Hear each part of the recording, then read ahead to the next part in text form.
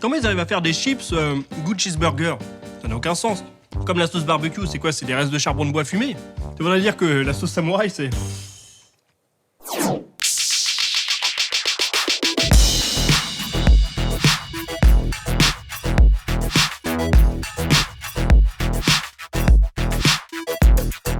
Bonjour à tous et bienvenue sur Déclic, la chaîne dédiée aux esprits ingénieux.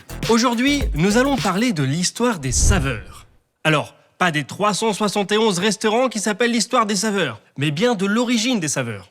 Il fut un temps où la saveur était un révélateur fiable des qualités ou non de ce qu'un humain ingérait. Au fil de notre évolution, les médecins ont observé, touché, senti et goûté leurs patients. Au Moyen-Âge, ils goûtaient l'urine pour tenter de déceler des maladies. J'aurais pas aimé faire médecin à l'époque. Allez, on va parler de saveurs un peu plus appétissantes. Lorsqu'on déguste un plat, il n'y a pas que le goût qui intervient. Le goût nous permet de distinguer les différentes saveurs, sucrées, salées et d'autres. Il y a aussi l'odorat. C'est grâce à ce sens qu'on peut détecter les arômes. Et enfin, il existe le système trigéminal.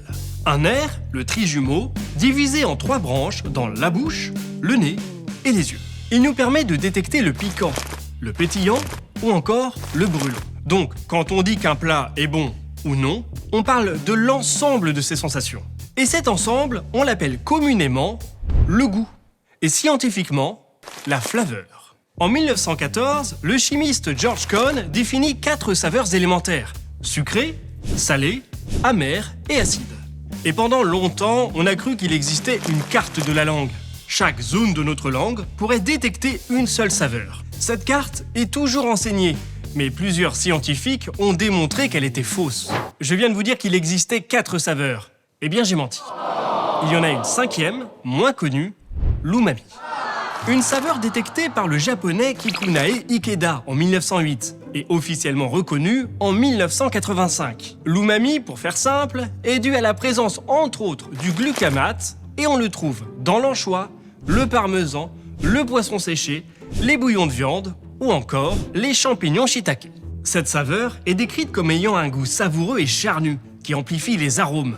Et des arômes, il en existe des milliers, voire des dizaines de milliers.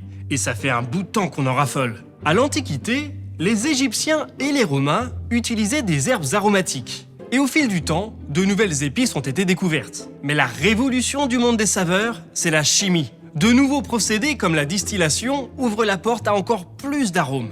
Et l'exemple le plus pertinent, c'est celui de la vanille, plutôt de la vanilline, l'arôme naturel de la vanille.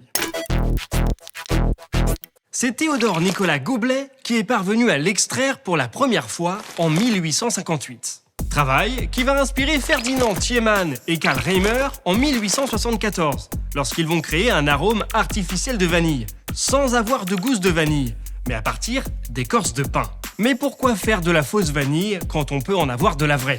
Eh bien, parce que ça coûte beaucoup moins cher. 1 kilo d'arôme de synthèse de vanille va coûter environ 50 €, alors que l'absolu de vanille, tiré des gousses, ça peut chiffrer à 3000 € le kilo. Ça fait quand même un bel écart. Et ça, les industriels l'ont très bien compris. C'est pour ça que dès le début du XXe siècle, l'industrie alimentaire va commencer massivement à produire des arômes de synthèse. De nos jours, il y a des arômes artificiels dans presque tout ce qu'on achète, mais il y en a différents types. Reprenons la vanille. D'abord, arôme naturel de vanille. C'est un produit issu de la gousse de vanille. Ensuite, arôme naturel vanille. Il est obtenu à partir de produits naturels, mais pas forcément de la vanille. Par exemple, de l'écorce de pin. Et enfin, arôme vanille. C'est un arôme de synthèse, donc chimique, qui donne l'illusion de la vanille. En Europe, il y a plusieurs milliers d'arômes, naturels ou non, autorisés dans les denrées alimentaires. Les aliments transformés qui en découlent sont pleins d'arômes, de saveurs, et peuvent séduire beaucoup plus de consommateurs qu'un fruit ou un légume. Aussi, on va pas se le cacher, ils sont en très grand nombre comparés aux produits frais. Mais attention, ces aliments sont souvent plus riches en sel, en sucre et en matières grasses, et trop en manger peut devenir dangereux pour la santé. C'est le cas des édulcorants, comme l'aspartame, l'acésulfame K et le sucralose, qui sont associés à des risques accrus de maladies cardiovasculaires ou coronariennes. Le problème des plats préparés, ce ne sont pas les arômes, mais le fait qu'ils soient très salés ou sucrés pour qu'ils aient plus de flaveur. Alors, quel avenir pour les arômes? Le secteur alimentaire est confronté à de nombreux enjeux ces dernières décennies. Propagation de la nourriture industrielle, fort coût environnemental de l'élevage, hausse de la population et baisse des matières premières et des terres exploitables. Les solutions pourraient passer par les arômes artificiels et donc la chimie. C'est ce qu'il se passe avec la fausse viande. Il existe déjà de nombreux substituts qui ont une apparence et une flaveur parfois très proches de ceux de la viande, mais qui sont en réalité composés de produits végétaux. En plus des solutions pour remplacer l'élevage, d'autres sont en train d'émerger concernant la malnutrition. Et là aussi, la chimie peut nous aider. La société Magnifique a créé un modificateur de goût qui permet à un produit d'avoir une forte saveur sucrée ou salée sans qu'il y en ait en grande quantité.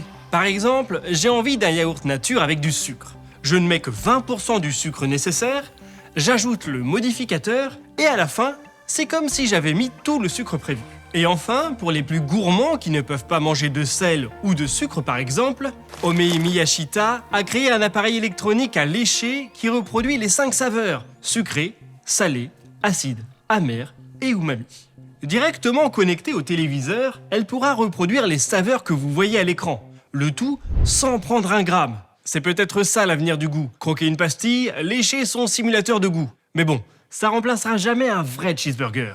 Merci d'avoir regardé cette vidéo. On se retrouve vite pour découvrir une nouvelle innovation qui a changé ou va peut-être changer le monde. Pensez à cliquer sur le pouce, à vous abonner et à activer la cloche. Et si vous avez la recette de la sauce samouraï, n'hésitez pas à la mettre en commentaire. Allez, salut!